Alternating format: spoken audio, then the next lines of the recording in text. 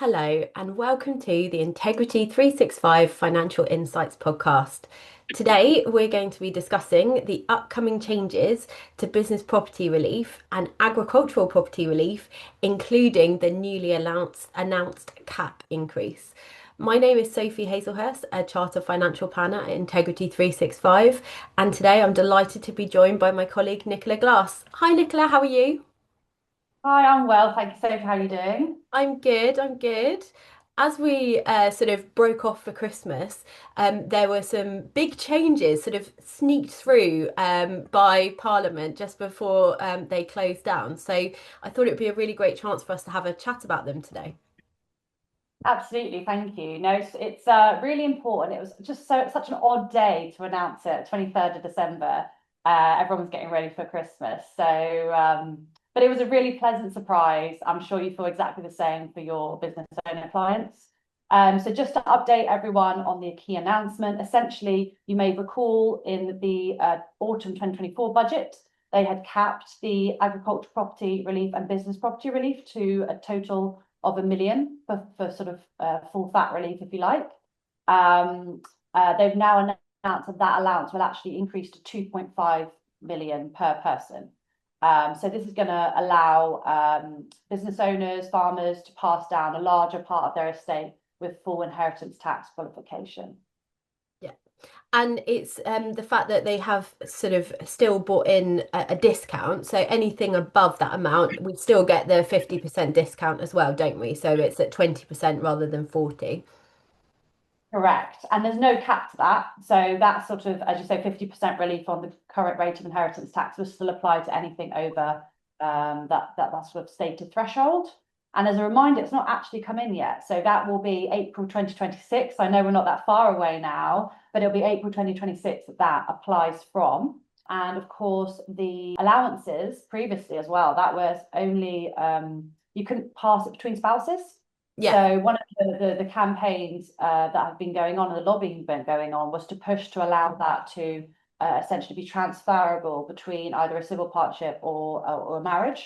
Hmm. Uh, and that has now been updated to allow for that too. So that is a really big change in a positive, a very positive change. Yes, yeah, completely. Especially when it comes to sort of like how people might plan for these changes. Because I think one thing that was a bit confusing was that they announced it in sort of the autumn 2024 budget, and we had quite a long lead time, and they sort of haven't really prioritized getting the actual legislation out. Yes, yeah. I mean, I still feel a bit sort of on tender hooks, if you like, into April 2026. I suspect given that that announcement was in December, the chances of there being another change, I suppose, is probably quite unlikely. But you never know.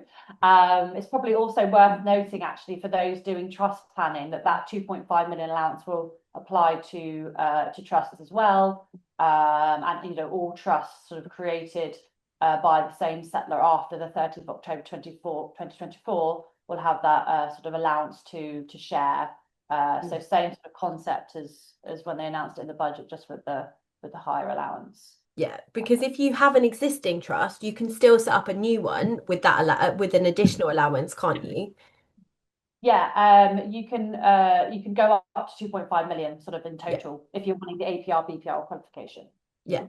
Yeah, Yeah. because I think it's sort of what it's done is made something that was quite complicated already with all the changes, and it was quite controversial as well, wasn't it? And then they've made it even more complicated a little bit, haven't they? And I think it's sort of never been more important to seek a bit of clarity on this, because really we haven't got a huge amount of time before this legislation comes in now.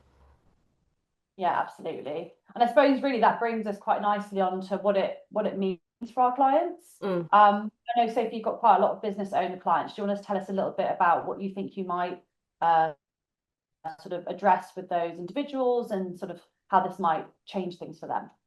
Definitely. And I think what we've been doing since the budget was announced in October 24, we've been having discussions about how they see the future of their businesses. And I'm sure it's the same when it comes to the farms. And what I mean by that is saying, well, do we need to think about gifting to the next generation? do we need the complications of a trust as much as the additional allowance is well received? Do we look at utilising spouses as well? As we said, there is that allowance is possible, but we weren't sure for a long time if that was going to happen. So we were sort of considering about how that ownership was likely to work. It was also sort of really sort of romantic things being sort of slightly businessified, as it were, by saying, should you think about getting married? I've got a couple of long-standing clients who've been together for 30 years, but they're not married. And we did have a discussion about whether or not they should think about it because of the impact of these changes.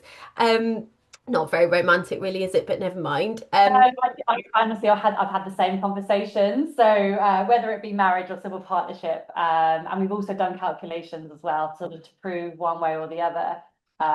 It's an odd conversation to have, but it's relevant. It is, and especially when it comes to things like the cash flow modelling that we do with clients, where we show them the difference between being unmarried and being married, it does show sort of in colour the impact that can have as well as in figure terms. So you're absolutely right. It's important to review this, and I think I've been doing a lot of reviewing wills with a lot of the solicitors that we work with. We've also post this change had to review some of the wills that have already been reviewed. I don't know if you've had that as well.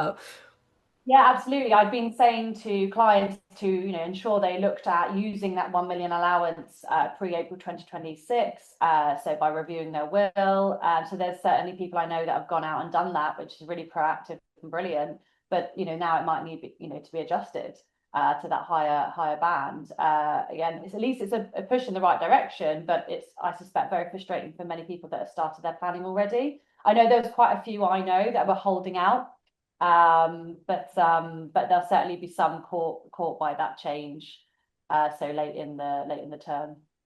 Definitely, and I think I've got a few clients who are having to pay to have their wills redone again because this has impacted them. So it can be quite frustrating.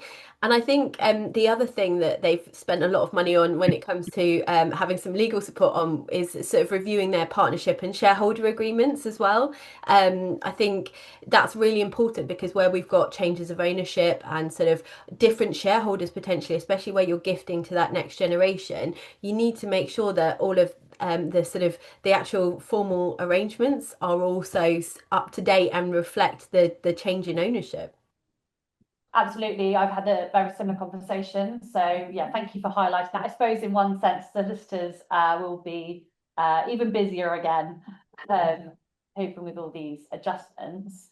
Another really interesting sort of, I suppose, relevant change, not necessarily for our business owner and farming clients, but for those that have perhaps bought business property relief qualifying assets for inheritance tax reasons. So I've got many clients with portfolios in qualifying holdings. I'm sure you do as well, Sophie. And previously, I've had a few conversations where they're nearing that million. They didn't really want to do any further investment.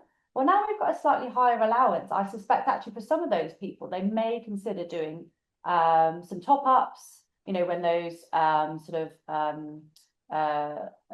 rights options comes to through, which often they do, then again, that might be something to reconsider. So in that sense, it might be, a beneficial change for some individuals and their general inheritance tax planning. Yeah, so the rights issues are a really important point to note. So if you're already an existing investor in some of these business property relief qualifying schemes rather than your own business, sometimes they'll issue rights. So they'll offer you the option to buy more shares. Now, the great thing about that is they qualify for business property relief from day one of ownership rather than the typical minimum 2-year holding period. So you're absolutely right. That is something that people will be considering. And I think it's a really important point to note because it's been an area where I've specialised in for sort of, oh God, it's quite scary, sort of 16, 17 years now. And what I've noticed as well is that you need to make sure you're reviewing those investments within those schemes as well, because as much as it's really great to have, an additional allowance and perhaps have more investment, it's more important than ever that we're making sure that those investments are going to be the correct one. Yeah, absolutely.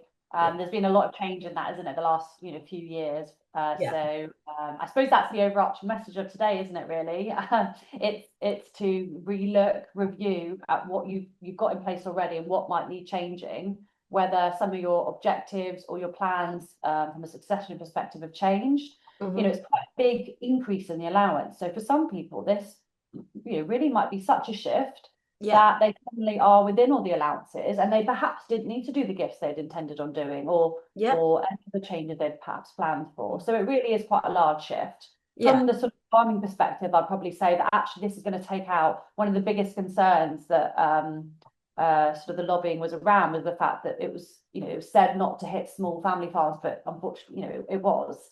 A But million actually, isn't a lot, is it? You know? no, no. But actually, if you've got a couple and you've got 5 million, well, that will actually take quite a lot out of this sort of out of this tax risk now. Mhm. There'll still, of course, be many captured. I think the numbers from NFU Mutual is something like 80% of family farms should now be sort of within the allowances, which is a huge, huge shift. Yeah. So it's going to really affect and sort of be a huge side of relief for many, Mm. many individuals. Yeah, I think when I spoke to a lot of I was actually off, but I spoke to a lot of my business owning clients, and sort of I said to them, you've got a £300,000 bonus from the government for Christmas, because in money terms, that's what the additional allowance means from the reduction in the inheritance tax. So I think they were very happy to receive that phone call from me just before Christmas, because I think, that is quite a significant amount of money, and as you said, especially for smaller farms and smaller businesses that I work with, that £300,000 is a lot of money that they haven't now got to find when it's passed on to that next generation. Yeah. Yeah. Well, I think that probably wraps up for everything on our APR and BPR update, Sophie. Unless you have anything else you wanted to tell our viewers. Just to say that it's become more important than ever that we review shareholder protection and any form of life cover. So I'm sure you've seen this as well, Nicola, but the market's been flooded with our clients who've got issues with pensions now becoming part of their estate from next April, as well as our business owning and farming owning clients.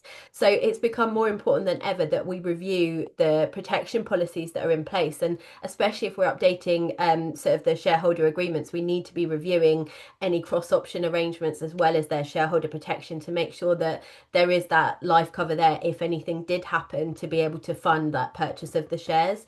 So the market is very busy at the moment, which means the timescales are that bit longer. So if anyone is looking at sort of thinking about life cover to help fund that, I think we need to start working on that sooner rather than later. Yeah, I think underwriting timescales at the moment are really struggling. I know pretty much all of our team have had cases that have gone on for way too long. So we will do absolutely everything in our power to help with that. Integrity follows up on your case on a regular basis. But we're sort of working with what we've got, aren't we? Yes, The quicker you exactly. start, the quicker it will be finished. Thank you, Sophie, really important point. So thank you so much for joining us today. Really appreciate your time. If you'd like to explore how these changes could affect your business, succession planning or estate planning or even trust arrangements, please contact the independent financial advisors here at Integrity. We'd be happy to assist. You can find us on our website, integrity365.co.uk, and specifically for financial planning for farmers, you can find us at financialadviceforfarmers.co.uk. Thank you.